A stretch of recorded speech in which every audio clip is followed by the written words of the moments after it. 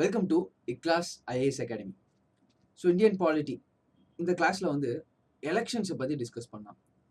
தேர்தல் இப்போ நம்ம நிறைய கிளாஸஸ் பார்த்துட்டோம். எம்பிஸை தேர்ந்தெடுக்கிறாங்க, எம்எல்ஏஸை தேர்ந்தெடுக்கிறாங்க, வைஸ் பிரசிடென்ட்டை தேர்ந்தெடுக்கிறாங்க, ஜனாதிபதியை தேர்ந்தெடுக்கிறாங்க. இந்த மாதிரி நிறைய பக்கம் எல்லாத்தையும் எப்படி தேர்ந்தெடுக்கிறாங்க? ராஜ்யசபாவில் வந்து ராஜ்யசபா மெம்பர்ஸ், ராஜ்யசபா எம்பியை தேர்ந்தெடுக்கிறாங்க, லோக்சபா எம்பியை தேர்ந்தெடுக்கிறாங்க. இந்த மாதிரி டைப்ஸ் ஆஃப் எலெக்ஷன்ஸ்லாம் பார்த்துட்டோம். அவங்களாம் எப்படி எப்படி தேர்ந்தெடுக்கிறாங்க எல்லாத்தையும் பார்த்துட்டோம். யார் யாருக்கு ஓட்டு போடணும் எல்லாத்தையும் நம்ம டீட்டெயிலாக பார்த்துட்டோம். லோக்கல் பாடி எலெக்ஷன்ஸ் பார்த்தோம் இல்லையா? பஞ்சாயத்து, முனிசிபாலிட்டி அங்கேயும் தேர்தல்கள்லாம் நடக்குது. இந்த மாதிரி தேர்தல்கள் நிறைய பக்கம் நடந்துகிட்டே இருந்துச்சு, பார்த்தோம். தேர்தல் முறைகள் பார்த்தோம். தேர்தலில் யார் யாருக்கு என்னென்ன எலிஜிபிலிட்டி, எப்படி தேர்தல் முறை நடக்கும், ஓட்டு கவுண்டிங் எப்படி நடக்கும், எல்லாத்தையும் பற்றி டீட்டெயிலாக பார்த்துட்டோம்னு நினைக்கிறேன். இப்போ இந்த தேர்தலை யார் நடத்துவா? இந்த எலெக்ஷன்ஸை யார் கண்டக்ட் பண்ணுவா? இந்த எலெக்ஷன்ஸ் கண்டக்ட் பண்றதுக்கு எல்லா எலெக்ஷன்ஸும் ஒரே ஆள் கண்டக்ட் பண்ண முடியாது இல்லையா? Central election for example president election யார் கண்டக்ட் பண்றா, வைஸ் பிரசிடென்ட் எலெக்ஷன் யார் கண்டக்ட் பண்றா, எம்பி எம்எல்ஏக்கு யார் கண்டக்ட் பண்றா, லோக்கல் கவர்மெண்ட் பஞ்சாயத்து எலெக்ஷன் யார் கண்டக்ட் பண்றா. இந்த மாதிரி தேர்தல் யார் கண்டக்ட் பண்றா அப்படிங்கிற ஒரு கேள்வி வருது இல்லையா? அப்ப கண்டிப்பா தேர்தலை கண்டக்ட் பண்றதுக்கு ஒரு அமைப்பு இருக்கணும் இல்லையா? ஒரு பாடி இருக்கணும், ஒரு ஆர்கனைசேஷன்ஸ் இருக்கணும். கண்டிப்பா அந்த அமைப்பு எப்படி இருக்கணும்?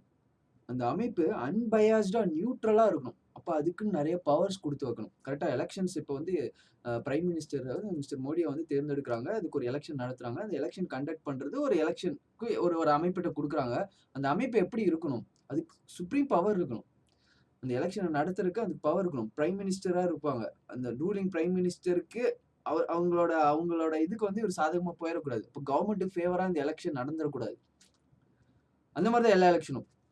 அப்போ அந்த எலெக்ஷனுக்கு கொடுக்க போற அந்த பாடி பார்த்தீங்க அப்படின்னா ரொம்ப பவர்ஃபுல்லா இருக்கும். அதுதான் இந்தியாவில் யாரு அப்படின்னா எலெக்ஷன் கமிஷன். 2 எலெக்ஷன் கமிஷன் இருக்காங்க. National election commission, state election commission. பொதுவாக நேஷனல் எலெக்ஷன் கமிஷன் சொல்ல மாட்டாங்க. வெறும் தேர்தல் ஆணையம் சொன்னாங்கன்னா டிஃபால்ட்டா அது தேசிய தேர்தல் ஆணையத்தை தான் குறிக்கும். அது போக மாநில தேர்தல் ஆணையம் 2 தேர்தல் ஆணையங்கள் இருக்கு. அதை பத்தி தான் இந்த வீடியோல வந்து டிஸ்கஸ் பண்ண போறோம். இப்போ எலெக்ஷன்ஸை யார் கண்டக்ட் பண்ணுவா அப்படிங்கிற கேள்விக்கான விடை வந்து இந்த வீடியோஸ்ல வந்து உங்களுக்கு கிடைக்கப்படும். இப்போ அந்த எலெக்ஷன்ல கண்டக்ட் பண்ற அந்த பாடி அது என்னன்னு பார்ப்போம். அந்த பாடிக்கு எப்படிலாம் பவர் கொடுத்துருக்காங்க? கான்ஸ்டிடியூஷன்லேயே பவர் கொடுத்துருக்காங்க. கான்ஸ்டிடியூஷனல் பாடியா அது வந்து எடுத்து வச்சிருக்காங்க. கான்ஸ்டிடியூஷனல் பாடினா என்ன? அரசியல் அமைப்புல குறிப்பிட்டிருக்கும். சரத்தின் மூலியமா குறிப்பிட்டுச்சுன்னா அது கான்ஸ்டிடியூஷனல் பாடி. அதுக்கு சுப்ரீம் பவர், இண்டிபெண்டன்ட் பவர் இருக்கு. அது யாரையும் டிபெண்ட் பண்ண வேணாம்.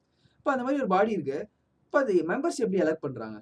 மெம்பர்ஸ் எலெக்ட் பண்றவங்க கவர்மெண்ட் எலெக்ட் பண்ணாங்கன்னு வைங்க. கவர்மெண்ட் வந்து அந்த மெம்பர்ஸ் அப்பாயிண்ட் பண்ணாங்க அப்படின்னா, அப்பாயிண்ட் பண்ற ஆளு கவர்மெண்ட்டுக்கு ஃபேவரா தான் வேலை செய்யணும். அப்ப அதுக்கு உண்டான என்னெல்லாம் செக் அண்ட் பேலன்ஸ் வச்சிருக்காங்க, இது எல்லாத்தையும் இந்த வீடியோவில் டிஸ்கஸ் பண்ண போகிறோம்.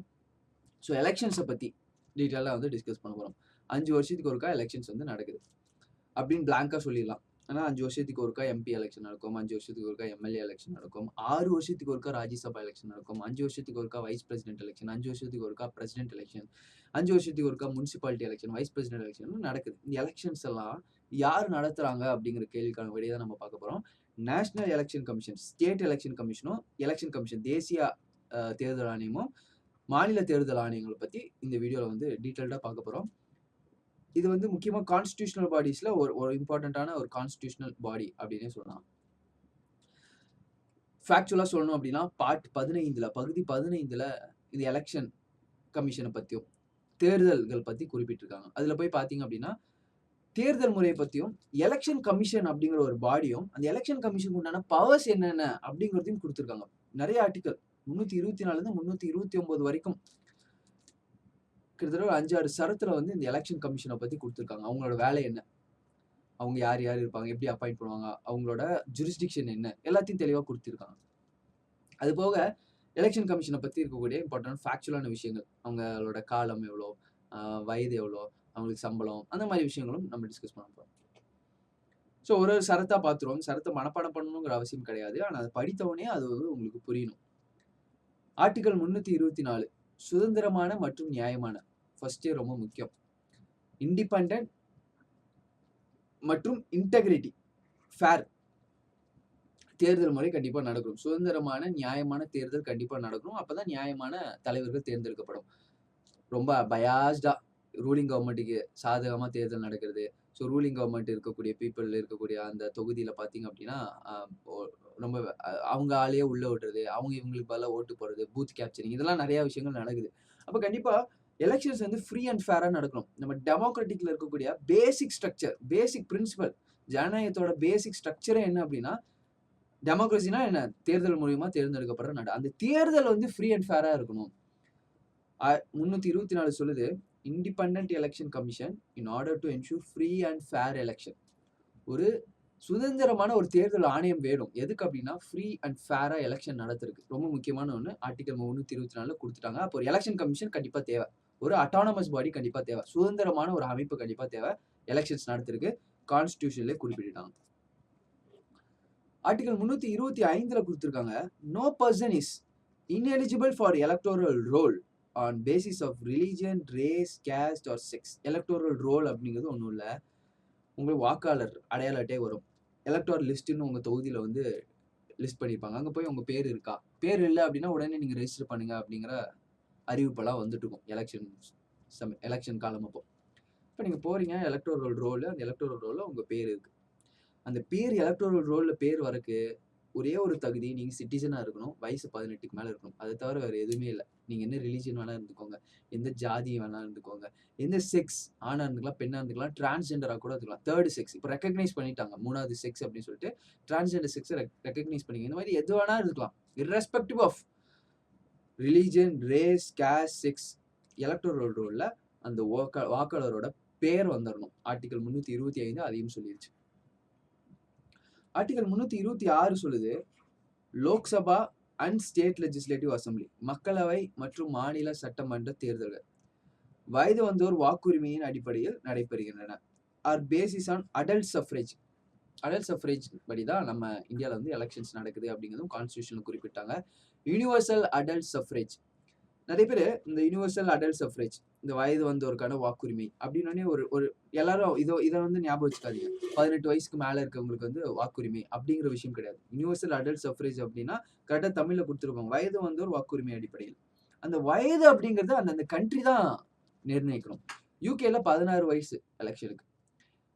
அதே மாதிரி பாத்தீங்க அப்படின்னா சைனா அந்த மாதிரி கண்ட்ரில 21 வயசு எலெக்ஷன்ல வந்து ஓட்டு போடுறது. இந்தியாவிலே 21 தான் இருந்துச்சு. 61வது சட்டத்திருத்தம் 69வது கான்ஸ்டிடியூஷன் அமெண்ட்மெண்ட் மூலியமா 21 வயசா 18 வயசா குறைச்சாங்க இந்திரா காந்தி பீரியட்ல. ஸோ அந்த மாதிரி அடல்ட் சஃப்ரேஜ் அப்படின்னாலே பிளாங்கா 18 வயசுக்கு மேல இருக்கவங்களுக்கு ஓட்டுரிமை அப்படி இல்லை. அந்த நாட்டுல அந்த கான்ஸ்டிடியூஷன் எவ்வளவு வருஷம் சொல்லுதோ அது. நம்ம கான்ஸ்டிடியூஷன் 1969 வரைக்கும் 21 வயசு இருக்கவங்களுக்கு வாக்குரிமை கொடுக்கப்பட்டது. 69ல ஒரு சட்ட திருத்தம் கொண்டு வந்து அந்த சட்ட திருத்தத்தின் பிற்பாடு 18 வயசுல இருக்கவங்களுக்கு வாக்குரிமை வந்து கொடுத்துருக்கோம். இதே ஒரு கொஸ்டின் தான். 21 வயசுல இருந்து 18 வயசா குறைச்சது எந்த அமெண்ட்மெண்ட்? 69வது சட்ட திருத்தம். ஞாபகம் வச்சுக்கோங்க. ஸோ 326 சொல்லுது, லோக்சபா மற்றும் ஸ்டேட் லெஜிஸ்லேட்டிவ் 2 தான் சொல்றாங்க. லோக்சபா, ஸ்டேட் லெஜிஸ்லேட்டிவ் அசம்பிளி 2 தான் சொல்லியிருக்காங்க. ஆல் கிடையாது. ஏன் அப்படின்னா லோக்சபா மட்டும்தான். ராஜ்யசபால நம்ம ஓட்டு போட கிடையாது. டைரக்ட் எலெக்ஷன் கிடையாது. Indirect election. வைஸ் பிரசிடென்ட்டும் இன்டைரக்டா நடக்குது. அதனால மெயினா 2 தான் கான்ஸ்டிடியூஷன்ல குறிப்பிட்டிருக்காங்க. லோக்சபாவும் ஸ்டேட் லெஜிஸ்லேட்டிவ் அசம்பிளியும். லோக்கல் பாடி எலெக்ஷனும் டைரக்ட் எலெக்ஷன் தான். அது இதுல குறிப்பிடல. ஏன்னா இதெல்லாம் அதுக்கப்புறம் ஆட் பண்ணப்பட்டது. 72, 73 அமெண்ட்மெண்ட்ல ஆட் பண்ணப்பட்டது. 326 சரத்துல என்ன கொடுத்திருக்காங்கன்னா, லோக்சபா மற்றும் ஸ்டேட் லெஜிஸ்லேட்டிவ் அசம்பிளி எலெக்ஷன்ஸ், மக்களவை மற்றும் மாநில சட்டமன்ற தேர்தல்கள் அந்த நாட்டோட அடல்ட் சஃப்ரேஜை பேஸ் பண்ணி எலெக்ஷன்ஸ் நடக்கும். சிம்பிள். அப்ப 324, 325, 320 கான்ஸ்டிடியூஷன்ல குறிப்பிட்டுள்ள சரத்து. படிச்சா புரியணும் இதெல்லாம். யூனிவர்சல் அடல்ட் சஃப்ரேஜ்னா என்னன்னு தெரியணும். 18 வயசுக்கு மேல இருக்கவங்க தப்பு. நான் கேட்பாங்க குரூப் 1, குரூப் 2லலாம் universal adult suffrage means 4 statement இருக்கும். ஒரு ஸ்டேட்மெண்ட் இருக்கும். 18 வயசுக்கு மேல இருக்கவங்களுக்கு ஓட்டுரிமை கொடுக்கணும். நிறைய பேர் அதை தான் டிக் போடுவாங்க. ஆக்சுவலா அது கிடையாது. அந்த நாட்டோட கான்ஸ்டிடியூஷன் படி எவ்வளவு வயசு, அந்த நாடு எவ்வளவு நிர்ணயிச்சிருக்கு. 25 தான் நிர்ணயிச்சிருந்தா 25ல தான் universal adult suffrage. Universal adult suffrage அப்படிங்கிறது வயசு பேஸ் பண்ணி இல்ல. ரேஸ், கேஸ்ட், செக்ஸ், ரிலீஜனை பேஸ் பண்ணி இல்லாம இந்த மாதிரி பணக்காரனுக்கு மட்டும் தான் ஓட்டுரிமை, பணக்காரனுக்கு அதிகமான வேல்யூல ஓட்டு, ஏழைக்கு கம்மியான ஓட்டு, படிச்சவனுக்கு அதிக வேல்யூ ஓட்டு, இந்த மாதிரி எந்த கான்செப்ட்டுமே கிடையாது. அந்த அந்த கான்ஸ்டிடியூஷன் அரசியலமைப்பு, அந்த நாட்டோட அரசியலமைப்பு என்ன வயதை ஃபிக்ஸ் பண்ணிருக்கோ அந்த வயசு, அதுதான் வந்து யூனிவர்சல் அடல்ட் சஃப்ரேஜ். 327 பாராளுமன்றம் மற்றும் மாநில சட்டமன்ற தேர்தல்கள் தொடர்பான ஏற்பாடுகளை நாடாளுமன்றம் முடிவு செய்ய வேண்டும். Parliament can make provision relating to elections of parliament and state legislature. ஏதாவது ஒரு பிரச்சனை, எலெக்ஷன் ஆஃப் ஸ்டேட் லெஜிஸ்லேச்சருக்கும் பார்லிமெண்ட் எலெக்ஷனும் நடக்குது. அதுல ஏதாவது ஒரு பிரச்சனை இன் த சென்ஸ் தேர்தல் முறையில யாரு நிக்கணும்? 18 வயசுல மேல இருக்கவனே நிக்கலாம்ல லோக்சபா எலக்ஷனுக்கு. ஏன் நிக்கக்கூடாது? இந்த ஒரு பிரச்சனை. இந்த பிரச்சனைலாம் யாரு முடிவு பண்ணும்? பார்லிமெண்ட் தான் முடிவு பண்ணும். இதுல நல்லா நோட் பண்ணிக்கோங்க. ரொம்ப முக்கியமான விஷயம். ஆர்டிகிள் 327 சொல்லுது, parliament can make provision relating to the elections of parliament and state legislative assembly. இப்போ பாராளுமன்ற எலக்ஷன், ஸ்டேட் லெஜிஸ்லேட்டிவ் எலக்ஷன்ல இருக்கக்கூடிய புரோவிஷன்ஸ் 18 வயசு மேல இருக்கவனே லோக்சபா எலக்ஷன்ல நிக்கலாம். தாராளமா நிக்கலாம். பார்லிமெண்ட் முடிவு பண்ணலாம். 21 வயசுல இருக்கவங்களுக்கு ஓட்டு வேணாம். பெண்களுக்கு மட்டும் 21 வயசு ஓட்டு குடுக்கலாம். ஆண்களுக்கு 18 வயசு. இதெல்லாம் பார்லிமெண்ட் முடிவு பண்ணும். எலக்ஷன்ஸ் சம்மந்தமா. இந்த மாரி ஒண்ணு இருக்கக்கூடாது. ஏன்னா இது யுனிவர்சல் அடல்ட் சஃப்ரேஜ வயலேட் பண்ணுது. நான் சொல்றேன். இந்த மாரி ஏதாவது ஒண்ணு யாரு டிட்டர்மைன் பண்ணும்? பார்லிமெண்ட் தான் டிட்டர்மைன் பண்ணும். ஆனால் எலக்ஷன்ஸ்ல ஏதாவது பிரச்சனை. இப்போ ஒரு எலக்ஷன் ரீசென்ட்டா 16வது லோக்சபா நடந்து மிஸ்டர் மோடி வந்து பிரைம் மினிஸ்டரா தேர்ந்தெடுக்கப்பட்டிருக்காரு. அந்த எலக்ஷன்ல ஏதோ பிரச்சனை. இந்த கான்ஸ்டிட்யூயன்சில ஓட்டு ஒழுங்கா விழல. இந்த பேலட் பேப்பர்ல ஏதோ மாற்றங்கள் பண்ணிட்டாங்க. இந்த மிஸ்டர் மோடி என்ன பண்ணியிருக்காங்கன்னா, அரசோட வெஹிக்கிள யூஸ் பண்ணிச்சு. இந்த மாரி எலக்ஷன்ஸ்ல ஏதாவது பிரச்சனை. இத யாரு பண்ணணும்? இத சுப்ரீம் கோர்ட் தான் இந்த டிஸ்பியூட்ஸ சுப்ரீம் கோர்ட் தான் தீர்த்து வைக்கணும். எலக்ஷன்ல நடக்கக்கூடிய ப்ரொவிஷன்ஸ யாரு பார்த்துக்கலாம்? பார்லிமெண்ட் பார்த்துக்கலாம். இப்ப 2க்கும் உண்டான வித்தியாசம் கண்டிப்பா புரிஞ்சுக்கணும். இப்ப பார்லிமெண்ட் தானே சொல்லுச்சு. பார்லிமெண்ட் தானே பண்ணுது அப்படின்னு சார் சொன்னாரே. அப்ப எலக்ஷன்ல நடக்கக்கூடிய டிஸ்பியூட்ஸ பார்லிமெண்ட் தான் பார்த்துக்கணும். தப்பு. எலக்ஷன்ல நடந்த குளறுபடிகள், டிஸ்பியூட்ஸ் பிற்பாடு எலக்ஷனுக்கு அப்புறம் நடந்த விஷயங்கள யாரு பார்க்கணும்? சுப்ரீம் கோர்ட்டுக்கு தான் அந்த பவர். எம்எல்ஏ எலக்ஷன் ஆகட்டும், லோக்சபா எலக்ஷன் ஆகட்டும், பிரசிடென்ட் எலக்ஷன் ஆகட்டும், வைஸ் பிரசிடென்ட் எலக்ஷன் ஆகட்டும், சுப்ரீம் கோர்ட்டுக்கு தான் power. Exclusive power. Exclusive original ஜூரிஸ்டிக்ஷன்ல பார்த்தோம். சுப்ரீம் கோர்ட் மட்டும் தான் பார்க்க முடியும். ஹை கோர்ட்டுக்கு இந்த பவர் இல்ல. எந்த தீர்ப்பாணையங்கள், ட்ரிபியூனலுக்கும் பவர் கிடையாது. இப்ப இதான் ஆர்டிகல் 327 தெளிவா சொல்லுது. ஆர்டிகல் 328 அடுத்தது, மாநில சட்டமன்ற தேர்தல்கள் தொடர்பான ஏற்பாடுகளை மாநில சட்டமன்றத்தில் செய்ய முடியும். State legislature can make provision relating to elections of state legislatures. So actually state legislature parliament election பண்ணும். State legislature and state legislature இருக்கக்கூடிய சில provisions-யும் பண்ணலாம். concurrent power கொடுத்திருக்காங்க. ஆனா ரெண்டு இதுலயும் பாத்தீங்க அப்படின்னா பார்லிமெண்ட்டுக்கு தான் அதிக பவர். நம்மளுக்கு தெரியும் இல்லையா? ஒரு விஷயத்துல பார்லிமெண்ட் ஸ்டேட்டும் ஆக்ட் பாஸ் பண்ணுச்சு அப்படின்னா பார்லிமெண்டோட லா தான் ப்ரிவைல் ஆகும். அந்த மாதிரி ஸ்டேட் லெஜிஸ்லேச்சர் பவர் இருக்கு. ஆனா பார்லிமெண்ட் அந்த இடத்துல ஒரு பவர் ஏதோ ஒரு ஆக்ட் பாஸ் பண்ணிச்சு அப்படின்னா ஸ்டேட் லெஜிஸ்லேச்சருக்கு அதோட பவரோட பார்லிமெண்ட் அந்த பவர் வந்து எக்லிப்ஸ் பண்ணிடலாம். இது முக்கியமான விஷயம். ரொம்ப எல்லாத்துக்கும் தெரிஞ்ச விஷயம் கூட. லாஸ்டா 329ல முக்கியமா சொல்லிடுறாங்க, bar to interference by courts in electoral matters. இந்த இது வந்து தெளிவா புரிஞ்சுக்கணும். எலக்டோரல் மேட்டர்ஸ் அப்படிங்கிறது 18 வந்து 21 ஆக்குறது, 21 25 ஆக்குறது, இந்த தொகுதியா அந்த தொகுதியா மாத்துறது, இந்த மாதிரி விஷயங்கள், யார் எவ்வளவு மினிமம் வயசு இருக்கணும், இந்த மாதிரி எலக்டோரல் மேட்டர்ஸ் சம்பந்தமான விஷயங்கள் எல்லாமே பார்லிமெண்ட் தான் முடிவு பண்ணிக்கணும். சுப்ரீம் கோர்ட்டுக்கு அதுல வந்து இல்ல. சுப்ரீம் கோர்ட் அப்படிங்கிறது இந்த கோர்ட்ஸ் அதுல இன்டர்ஃபியர் பண்ணக்கூடாது. அதெல்லாம் பார்லிமெண்ட் டிட்டர்மைன் பண்ணிக்கும். எலெக்ஷனுக்கு அப்புறம் நடக்கக்கூடிய டிஸ்பியூட்ஸை என்ன பண்ணிக்கலாம் அப்படின்னா கோர்ட் எடுத்து பண்ணும். அதுவும் எலெக்ஷன் கமிஷனோட அட்வைஸின் பேர்ல. சிம்பிள்.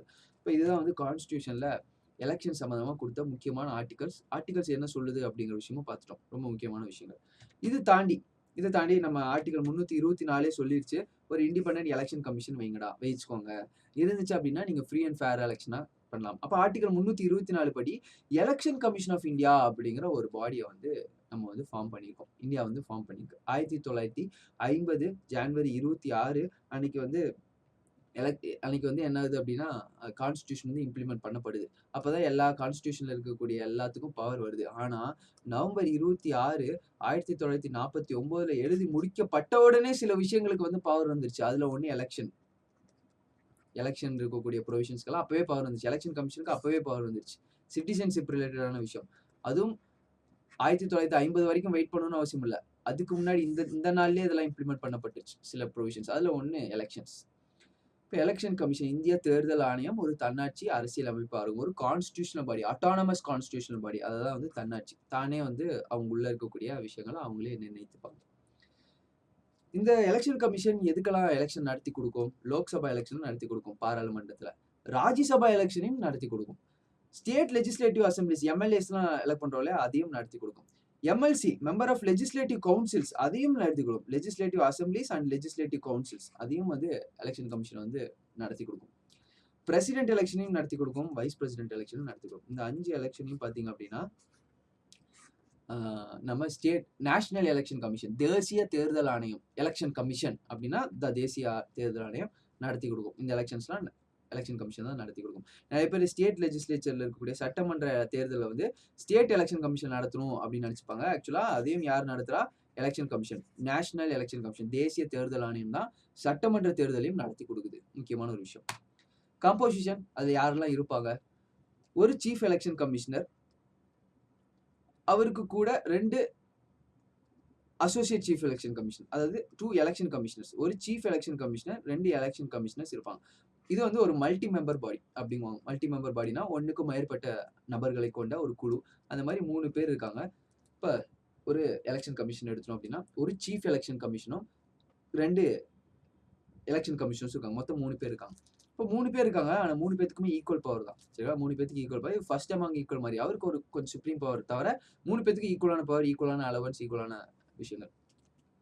அப்போ சீஃப் எலெக்ஷன் கமிஷனும் 2 எலெக்ஷன் கமிஷனும் இருக்காங்க. இந்த மாதிரி தான் 1950 இருந்தாங்களா அப்படின்னா கொண்டு வரும்போது அப்படிதான் இருந்தாங்க. 3 பேர் இருந்தாங்க. நடுவில் இந்திரா காந்தி பீரியட் அப்ப ஒருத்தர் தான் எலெக்ஷன் கமிஷன் சிங்கிள் மெம்பர் பாடி ஆயிடுச்சு. அதுக்கப்புறம் மறுபடியும் மல்டி மெம்பர் பாடி ஆச்சு. அதனால தான் ஒரு கொஸ்டின் கேட்குறாங்க, election commission is a multi member body, கரெக்டா தப்பான்னு கேட்குறாங்க. ஏன்னா நடுங்காலங்களில் அது மாறப்பட்டது. எலெக்ஷன் கமிஷன் ஆரம்பத்துல இருந்தே மல்டி மெம்பர் பாடி அப்படிங்கிற ஒரு கொஸ்டின். இல்ல தப்பு. ஆரம்பத்துல அது மல்டி மெம்பர் பாடியா இருந்துச்சு. நடுவில் சிங்கிள் மெம்பர் பாடியா ஆச்சு. மறுபடியும் மல்டி மெம்பர் பாடியா ஆச்சு. அதனால எலெக்ஷன் கமிஷன் தற்போது ஒரு மல்டி மெம்பர் பாடி. ஆரம்பிக்கும் போது மல்டி மெம்பர் ஆச்சு, நடுவில் சிங்கிள் மெம்பர் ஆனாங்க, அதுக்கப்புறம் மல்டி. இதுவும் தெரிஞ்சு வச்சுக்கோங்க. இப்ப ஒரு சீஃப் எலெக்ஷன் கமிஷனரும் 2 எலெக்ஷன் கமிஷனரும் எலெக்ஷன் கமிஷன்ல இருக்காங்க. இதை யார் அப்பாயிண்ட் பண்றாங்க அப்படின்னா ஜனாதிபதி தலைமை தேர்தல் ஆணையர் மற்றும் தேர்தல் ஆணையர்களை நியமிக்கிறார். அப்பாயிண்ட் பண்றாரு. அதை செலக்ட் பண்றதுக்கு ஒரு கமிட்டி ஒன்று வச்சிருக்காங்க. அப்பாயிண்ட் பண்றது இந்த மாதிரி தான் அப்பாயிண்ட் பண்றாங்க. பிரசிடென்ட் வந்து அவங்களுக்கு அப்பாயிண்ட் பண்றாரு. பிரசிடென்ட் அவங்களுக்கு பதவி பிரமாணம், ஓத் அண்ட் அஃபர்மேஷன் எடுத்து கொடுக்குறாங்க. பதவி காலம் எவ்வளோ எலெக்ஷன் கமிஷனுக்கு? ரொம்ப இம்பார்ட்டன்ட். 6 இயர்ஸ். அப்போ ஒரு எலெக்ஷன் கமிஷனர் வந்துட்டார் அப்படின்னா 2 எலெக்ஷனாச்சும் மினிமம் நடத்திடுவார். 2 லோக்சபா எலெக்ஷன் நடத்திடுவார். 2 ஸ்டேட் லெஜிஸ்லேட்டிவ் அசம்பிளி நடத்திடுவார். அப்போ பதவி காலம் எவ்வளோ வச்சிருக்காங்கன்னா 6 ஆண்டுகள் வச்சிருக்காங்க. ஏஜ் வந்து பார்த்தீங்க அப்படின்னா 65 இயர்ஸ் வச்சிருக்காங்க. எலெக்ஷன் கமிஷனுக்கு வந்து 65 இயர்ஸ் அப்பர் ஏஜும், 2ல எது ஏர்லியரோ அது. 6 வருஷம் ஆயிட்டாரு, 5 வருஷம் போயிடுச்சு, 65 வயசு ஆச்சு, ரிட்டையர் ஆயிடுவார். 4 வருஷம் ஆச்சு, 65 வயசு ஆச்சு, ரிட்டையர் ஆயிடுவார். 6 வருஷம் ஆச்சு, 63 வயசு தான் ஆச்சு, ரிட்டையர் ஆயிடுவார். ஸோ அவங்களுக்கு தெரியும் விச் எவர் இஸ் ஏர்லியர். அந்த கான்செப்ட் படி 6 இயர்ஸ் ஆர் 65 இயர்ஸ் ஏஜ். இதான் வந்து காம்போசிஷன், டென்யூர், பதவி காலம். They enjoy the same status and receive same salary of judges of Supreme Court of India. Supreme Court judgesக்கு எவ்வளோ salary? அதே தான் election commission of India. Supreme court ஜட்ஜஸ்க்கு வந்து எவ்வளோ அலவன்சஸ்? அதே தான் எலெக்ஷன் கமிஷன். ஸோ சிம்பிளாக கொடுத்தாங்க. இப்போ இவங்களோட சேலரிலாம் கன்சாலிடேட்டட் ஃபண்ட் ஆஃப் இந்தியாவிலேருந்து சார்ஜ் எக்ஸ்பெண்டிச்சர்னா ஆல்ரெடி சொன்னேன் இல்லையா? எந்த விதமான ஓட்டும் பண்ண முடியாது. பார்லிமெண்ட்ல ஓட் பண்ண முடியாது. இவங்களுக்கு இந்த கம்மி பண்ணலாமா, அதிகம் பண்ணலாமா, ஓட் பண்ண முடியாது. ஆனால் டிஸ்கஸ் பண்ணலாம். அதான் வந்து charge expenditure from consolidated fund of India. Simple. Removal, ஒரு எலெக்ஷன் கமிஷனர் போட்டாச்சு, அவர் வந்து ரிமூவ் பண்ணணும். அவர் வந்து ஒழுங்காக வேலை செய்யல, கண்டிப்பாக ரிமூவ் பண்ணணும்னு ஒரு பொசிஷனும் இருக்கணும் இல்லையா?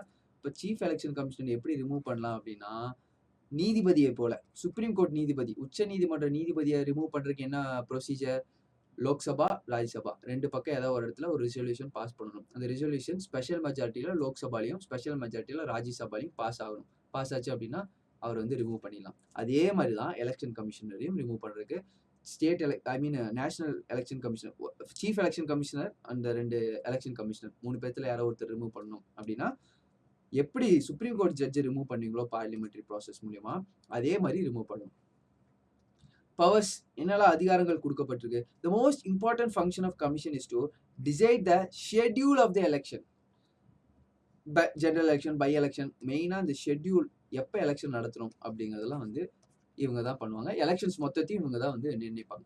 இந்த கோட் ஆஃப் கண்டக்ட்னு ஒரு நாள் அறிவிப்பாங்க. எலெக்ஷன் அறிவிச்ச நாள்லேருந்து ரிசல்ட் என்ற நாள் வரைக்கும் மொத்தமாக கவர்மெண்ட்டே பாதி கவர்மெண்ட் யாரோட கண்ட்ரோலுக்கு போயிடும் அப்படின்னா எலெக்ஷன் கமிஷன் கண்ட்ரோலுக்கு தான் போயிடும். ஸோ ஆஃபீஸர்ஸ்லாம் கண்ட்ரோலுக்கு வந்துடுவாங்க. ஸோ மேக்ஸிமம் கண்ட்ரோல்ஸ் வந்து எலெக்ஷன் கமிஷனுக்கு கொடுக்கப்படும். ஸோ பவர்ஸ் என்ன அப்படின்னா, முக்கியமான பவர் எலெக்ஷனை டிசைட் பண்ணுறது, ஷெட்யூல் பண்ணுறது, எலெக்ஷனை நடத்தி கொடுக்காது எலெக்ஷன் கமிஷனோட வேலை. எலெக்ஷன் கமிஷன் தான் எலக்டோரல் ரோல்ஸ், வாக்காளர் பட்டியலை தயாரிக்கிறது, மின்னணு புகைப்பட அட்டாலயம், EPIC, electronic photo ID card, இப்போ எல்லாம் எலக்ட்ரானிக் ஃபோட்டோ ஐடி கார்டு கொடுக்க ஆரம்பிச்சிட்டாங்க. இதெல்லாம் ப்ரிப்பேர் பண்ணுறதெல்லாம் எலெக்ஷன் கமிஷனோட வேலை. It decides the location of polling station, location of counting centers, arrangements to be made in and around the polling stations, counting centers, alignments. எல்லா விஷயங்களும் எலெக்ஷன் கமிஷன் தான் நிர்ணயிக்கும். வாக்குச்சாவடிகளின் இருப்பிடம், எண்ணும் மையங்களின் இருப்பிடம், அதனுடன் தொடர்புடைய அனைத்து விஷயங்களும் எலெக்ஷன் கமிஷன் நிர்ணயிக்கும். ஃபுல் பவர் கொடுத்துருக்காங்க. It grants recognition to political parties and alert election symbols to them along with settling disputes related. இப்போ அண்ணா திராவிட முன்னேற்ற கழகம்ல ஏடிஎம்கேல பிரச்சனை. ஸோ பார்த்தீங்க அப்படின்னா ஃபார்மர் சீஃப் மினிஸ்டர் ஜெயலலிதா அவங்க இறந்த பின்னாடி, காலமான பின்னாடி பார்த்தீங்க அப்படின்னா நிறையா டிடி தினகரன் ஆகட்டும், சசிகலா ஆகட்டும், எடப்பாடி பழனிசாமி, பன்னீர்செல்வம் எல்லாரும் பெரிய பிரச்சனை உள்ள கூட. இப்போ இந்த மாதிரி பிரச்சனைகள், பார்ட்டி டிஸ்பியூட்ஸ் இதெல்லாம் யார் சால்வ் பண்ணுவாங்கன்னா எலெக்ஷன் கமிஷன் தான் சால்வ் பண்ணி வைப்பாங்க. இன்னொன்று அந்த இரட்டை இலைக்கான இது இருக்கு இல்லையா, பிரச்சனை இருக்கு, எங்களுக்கு வேணும் உங்களுக்கு வேண்டும் அப்படின்னு சொல்லிட்டு. இப்போ அந்த பிரச்சனை எல்லாம் யாரு நிர்ணயித்து இவங்களுக்கு தான் ரெட்டை இலை, அந்த பார்ட்டி சிம்பிள்ஸ் அலாட் பண்றது, டிஸ்பியூட்ல இருக்கக்கூடிய பார்ட்டி புதுசா ஏதாவது சிம்பிள் வேணும்னா கொடுக்குறது எல்லாமே எலெக்ஷன் கமிஷனோட வேலை. அதுவும் இல்லாமல் பொலிட்டிக்கல் பார்ட்டிஸை ரெக்கக்னைஸ் பண்ணுறதும் அதுவும் பார்த்தீங்க அப்படின்னா எலெக்ஷன் கமிஷன் தான் பண்ணும். இவ்வளோ பர்சன்டேஜ் ஓட்ஸ் வாங்கிட்டாங்க அப்படின்னா இது வந்து நேஷனல் தேசிய பார்ட்டின்னு சொல்லிடுவாங்க. பிஜேபி, காங்கிரஸ் தேசிய பார்ட்டிஸ். இல்லை கம்மியாக எவ்வளோ வாங்கியிருக்காங்க அப்படின்னா வந்து இது வந்து மாநில பார்ட்டி, இதுவும் எலெக்ஷன் கமிஷன் தான் ரெக்கக்னைஸ் பண்ணுவாங்க. டிஎம்கே, ஏடிஎம்கே இவங்கெல்லாம் state recognised parties, national recognised parties. இல்லை யார் ரெக்கக்னைஸ் பண்ணுறா, எலெக்ஷன் கமிஷனுக்கு தான் அந்த பவரும் கொடுக்கப்பட்டிருக்கு. Commission also has advisory jurisdiction on the matter of post-election disqualification of sitting members of parliament and state. ரொம்ப இம்பார்ட்டன்ட். சிட்டிங் மெம்பர்ஸ் எலெக்ஷனுக்கு அப்புறம் அவங்கள டிஸ்குவாலிஃபை பண்ணணும். சரியா, எலெக்ஷனுக்கு அப்புறம் ஒரு எம்பியா எம்எல்ஏவையோ டிஸ்குவாலிஃபை பண்ணணும் அப்படின்னா ஸ்பீக்கர் டிஸ்குவாலிஃபை பண்ணலாம் இல்லையா. கட்சி தாவல் பண்ணாங்கன்னா ஸ்பீக்கர் டிஸ்குவாலிஃபை பண்ணுவார். அது போக வேற டிஸ்குவாலிஃபை பண்ற பவர் யாருக்கு அப்படின்னா பிரசிடென்ட்டும் டிஸ்குவாலிஃபை பண்ணுவாரு on the advice of election commission. Election commission வந்து சொல்லிடுச்சு, இந்த லாஸ்டா இந்த எம்பி வந்து எலெக்ட் ஆகி இப்போ எம்பி ஆயிருக்காரு இல்லையா, இந்த தேர்தல் வந்து ஒழுங்கா நடக்கல. அது தேர்தலுக்கு அப்புறம் தான் தெரிய வருது. இந்த பேலட் பேப்பர்ல அவங்க ஏதோ பிரச்சனை மாத்திருக்காங்க. இவங்க வந்து கவர்மெண்ட் வெஹிக்கிள்லாம் யூஸ் பண்ணியிருக்காங்க. இவங்க வந்து நிர்ணயிக்கப்பட்ட காசோட அதிகமாக செலவு பண்ணியிருக்காங்க. இவங்க வந்து ஓட்டர்ஸ்க்கெல்லாம் காசு கொடுத்து ஓட்டு போட. இந்த மாதிரி அடுத்துக்கு அப்புறம் ஓட்டிங்க்கு அப்புறம் எலெக்ஷனுக்கு அப்புறம் பிரச்சனையை எலெக்ஷன் கமிஷன் கண்டுபிடிக்கப்பட்டுச்சு அப்படின்னா எலெக்ஷன் கமிஷன் பிரசிடென்ட் கிட்ட சொல்லும், பிரசிடென்ட் அந்த சிட்டிங் எம்பி எம்எல்ஏவை டிஸ்குவாலிஃபை பண்ணிடுவார். ஸோ அந்த பவரும் கொடுக்கப்பட்டிருக்கு. மாடல் கோட் ஆஃப் கண்டக்ட் எம்சிசின்னு சொல்லுவாங்க. எலெக்ஷன் தேதி அறிவித்த நாள்ல இருந்து ரிசல்ட் என்ற வரைக்கும் மாடல் கோட் ஆஃப் கண்டக்ட்னு அறிவிப்பாங்க. ஸோ 48 மணி நேரம் தொகுதிக்கு தேர்தலுக்கு முன்னாடி எந்த விதமான கம்பெயினும் பண்ணக்கூடாது. ஸோ 48 மணி நேரத்துக்கு முன்னாடி சரக்கு சாராயம்லாம் அந்த பக்கம் வந்து விற்கக்கூடாது, மதுவெல்லாம் விற்கக்கூடாது. ஸோ 48 மணி நேரத்துக்கு முன்னாடி அதுக்கு முன்னாடி மாடல் கோட் ஆஃப் கண்டக்ட் அறிவிச்சதுலேருந்து பெரிய பணங்கள் வந்து பட்டுவாடை ஆகக்கூடாது, வெஹிக்கிள்லாம் செக் பண்ணுறதுக்கு பவர், இந்த மாதிரி மாடல் கோட் ஆஃப் கண்டக்டை எலெக்ஷன் அப்போ எலெக்ஷன் கமிஷன் தான் வந்து இஷ்யூ பண்ணுவாங்க. It sets limits of candidates expenditure for political parties and also the monitors testing. Election commission limit ஒரு இப்போ ரீசெண்டாக பார்த்தீங்க அப்படின்னா அந்த எலெக்ஷன் கமிஷனோட லிமிட் வந்து இன்க்ரீஸ் பண்ணிக்காங்க. பெரிய சட்ட தொகுதியாக இருக்குன்னு வைங்க, லோக்சபா பெரிய தொகுதியாக இருந்துச்சுன்னா மேக்ஸிமம் 90 லட்சம் செலவு பண்ணலாம். அந்த தொகுதிக்கு வந்து 90 லட்சம் அந்த கேண்டிடேட் செலவு பண்ணலாம். சின்ன தொகுதியாக இருந்துச்சுன்னா 70 லட்சம் செலவு பண்ணலாம்.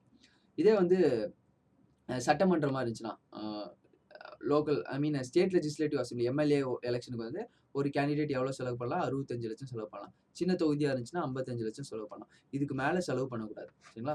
இதுலேயே வந்து ஒரு விஷயம் நீங்கள் நியூஸ்லலாம் கேள்விப்பட்டிருப்பீங்க, ஸ்டார் கம்பைனர்ஸ்னு ஒரு விஷயம். ஸ்டார் கம்பைனர்ஸ் அப்படின்னா ஒன்றும் இல்லை, இப்போ வந்து பிஜேபியில் மிஸ்டர் அண்ணாமலை தலைமையில் இங்கே வந்து அவர் வந்து எம்எல்ஏ எலெக்ஷனுக்கு நிற்கிறாரு. இப்போ எம்எல்ஏ எலெக்ஷனுக்கு அண்ணாமலை நிற்கிறாரு, அவர் வந்து பிரச்சாரம் பண்ணுறாரு. அவருக்கு நிர்ணயிக்கப்பட்டது 65 லட்சம் தான். 65 லட்சத்துக்கு மேலே அவர் செலவு பண்ணக்கூடாது.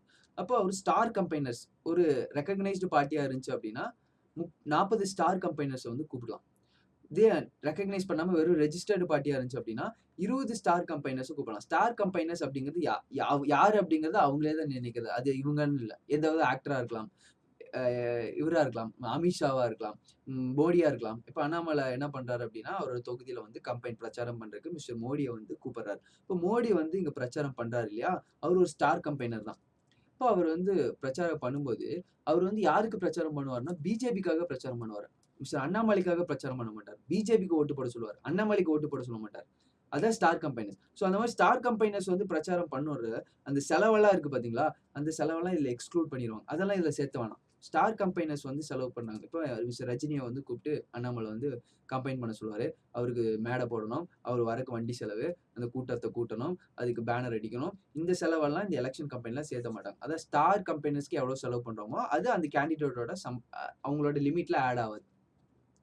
ஆனால் மிஸ்டர் மோடி வந்துட்டு ஒன்ஸ் மிஸ்டர் அண்ணாமலையோட ஸ்டேஜை ஷேர் பண்ணுறாருன்னு வைங்க, மிஸ்டர் அண்ணாமலையோட பேனரில் பார்த்தீங்க அப்படின்னா மோடியோட பேனரில் மிஸ்டர் அண்ணாமலையோட ஃபோட்டோவும் போடுறாங்கன்னு வைங்க, மிஸ்டர் மோடி வந்து மிஸ்டர் அண்ணாமலைக்கு ஓட்டு போடுங்கன்னு சொல்றாங்கன்னு வைங்க, ஓட்டு போடுறது பிஜேபிக்கு ஓட்டு போட சொல்லலாம். ஆனா மிஸ்டர் அண்ணாமலைக்கு ஓட்டு இந்த மாதிரிலாம் சொல்லிட்டாங்க அப்படின்னா அப்ப இவருக்கு கேம்பெயின் பண்ற மாதிரி ஆயிரும். அப்ப ஸ்டார் கம்பெயினர் அப்படிங்கிற விஷயம் வந்து செல்லாது. எவ்வளோ எக்ஸ்பெண்டிச்சரோ அந்த எக்ஸ்பெண்டிச்சர்ல ஆட் பண்ணிக்கணும். ஸ்டார் கம்பெயினர் அப்படிங்கிறது நியூஸ்ல வந்துட்டு இருக்கனால உங்களுக்கு தெளிவுபடுத்தணும் அப்படிங்கிறதுக்காக இந்த விஷயத்த சொல்றேன். அடுத்ததா எலெக்ஷன் மெஷினரி பார்த்தீங்கன்னா டாப்ல வந்து எலெக்ஷன் கமிஷனர் இருப்பார். அதுக்கு கீழே பார்த்தீங்கன்னா தலைமை தேர்தல் chief electoral officer, district election officer, returning officer, presiding officer. பொதுவாக ரிட்டர்னிங் ஆஃபீஸர் யாருன்னா ஒரு தொகுதியோட அந்த கலெக்டர் இருப்பார் பார்த்தீங்களா, அவர் ரிட்டர்னிங் ஆஃபீஸராக இருப்பார். பிரிசைடிங் ஆஃபீஸர் கலெக்டர் வந்து நிர்ணயிப்பார். ஒரு ஒரு ஒரு கவர்மெண்ட் ஆஃபீஸரை வந்து குரூப் 2 லெவலில் இருக்கக்கூடிய ஆஃபீஸர் யாரோ ஒருத்தர் வந்து பிரிசைடிங் ஆஃபீஸராக நிர்ணயிப்பார். ஸோ இந்த மாதிரி தான் எலெக்ஷன் மெஷினரி வந்து இந்த மாதிரி தான் வந்து நடைபெற்றுட்டு இருக்கு. இந்தியாவில் மொத்தம் 3 லெவல் ஆஃப் கவர்மெண்ட் இருக்கு. Central level, state level, local level.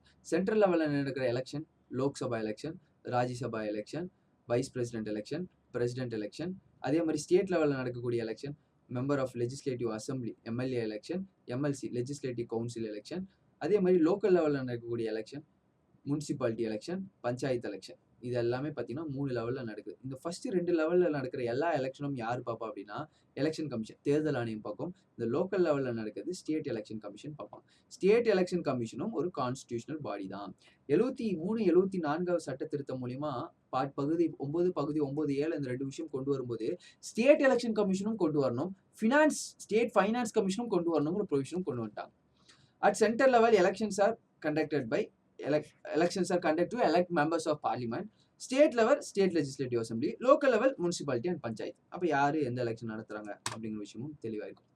Member of Lok Sabha and state legislative assembly are elected by adult universal suffrage and first past the post system FPTP அப்படிங்கிற சிஸ்டம். நம்ம நிறைய பார்த்தோம் இல்லையா, proportional representation, விகிதாச்சார முறை தேர்தல், பிரசிடென்ட்டுக்கு, wise பிரசிடென்ட்டுக்கு, Rajya Sabha மெம்பருக்கு, எம்எல்சிக்கு, இந்த மாதிரி நிறைய நடந்துச்சு.